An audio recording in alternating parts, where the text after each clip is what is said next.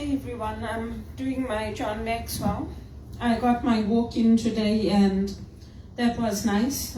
We had rain this morning, so I wanted to go out before it started raining again, and it's gone quite overcast now, so I'm glad I went out.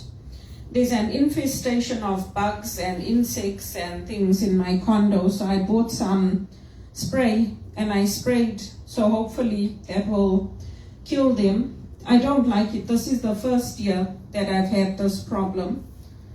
And this morning I did some reading. Going out for a walk at this time is nice because all the spring flowers are coming out. So I'm almost finished this book. I've just got one chapter left. And for today's chapter, it was basically on becoming a good storyteller. So the example that John Maxwell gives is, if you look at Chicken Soup for the Soul and those stories, they're very heartwarming stories. They're very emotional stories. And so when you tap into how people think, how to move their emotions, then you are more likely to get them to follow you. Sometimes you do have to go against the grain, and sometimes it doesn't always work out immediately. And the story I would recall is it's about the men who invented the plane.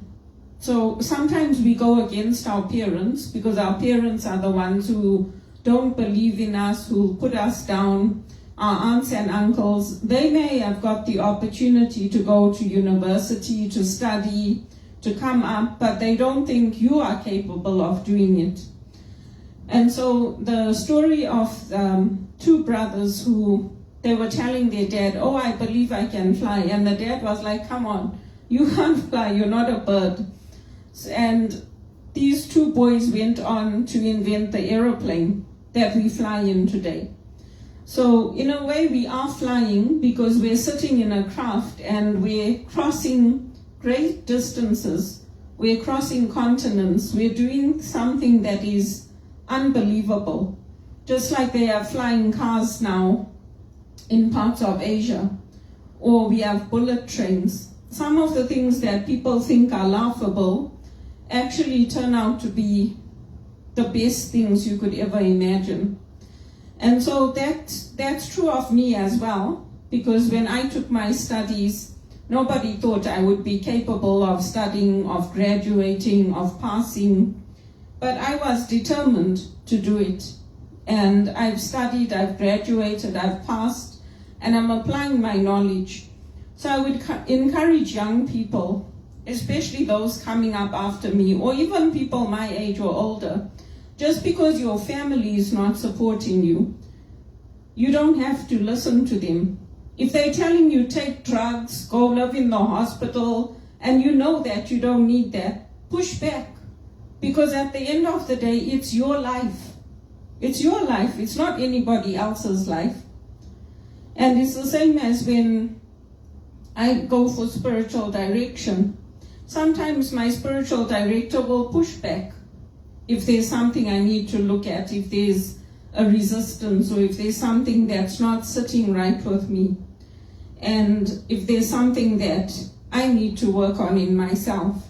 So we have to do that. We have to look at how are we helping others succeed, but also how are we helping ourselves succeed. Because in what we do, we don't want to be left behind. We don't want to be the ones constantly living off debt. If we've helped others and we've been generous with our time, with our money, then we need to also be taking care of ourselves. Today when I was on my walk, there was an older lady walking behind me, and then she said, excuse me. I said, yes. She said, I'm trying to catch up with you. I said, oh, sorry. And she said, I like your blouse. Where did you get it from? So I told her I got it on Amazon a while back. So she's like, oh, it's very pretty. I said, thank you. So, that's just a little way to say that people notice things that we might take for granted. people notice. And it's not a new blouse, I've had it for a long time, but I take care of my things. So it's important to notice that and to push forward with our lives. Because my mother told me I wouldn't be able to get the visa to go work on the working holiday in England. I said to her, I'm going to apply anyway, because my cousins went before me. And I said to her, if they can go, why can't I go? I also want to have the experience that they had. I also want to be able to experience London, see if I can live there. And then with the camp as well, when I was at university at Wits, I couldn't go because I didn't have the funding to go. But when I was in England, I looked into the Contiki tours, and that's how I got the opportunity. And again, people were not happy for me. My uncles were not happy because they felt I wasn't doing a proper job. But you can only apply for some of those visas and experiences up to a certain age. Once you hit 30, you can't do it anymore. They don't allow you to apply through the Contiki program.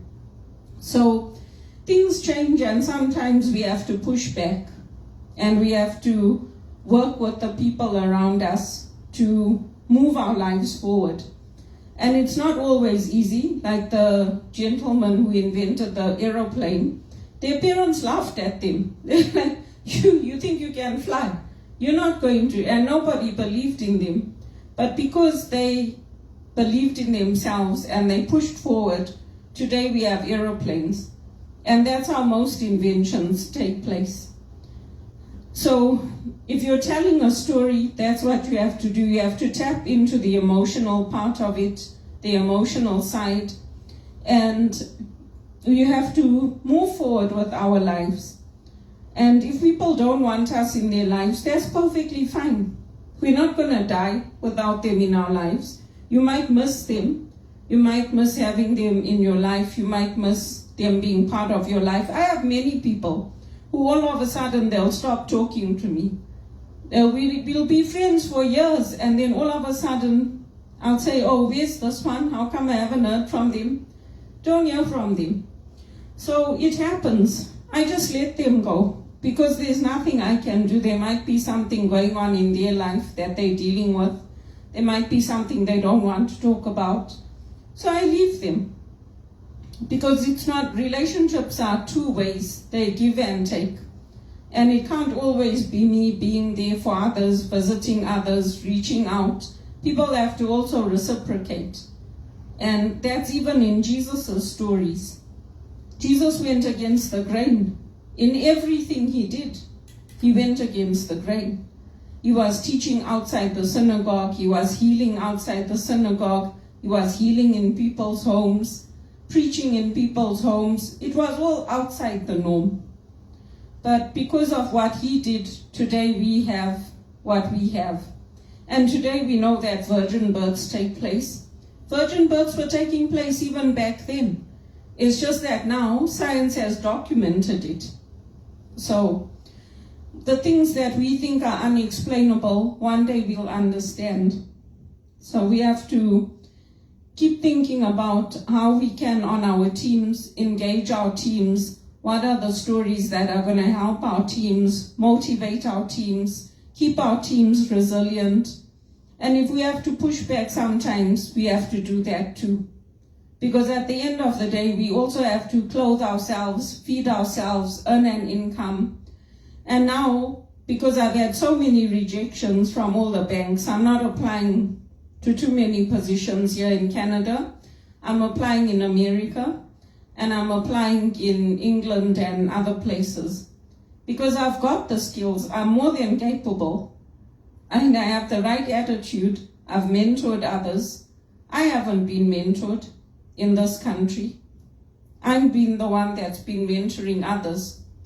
So that's just to say, if you tell people, I believe I can fly, and they laugh at you, you never know how you might prove them wrong.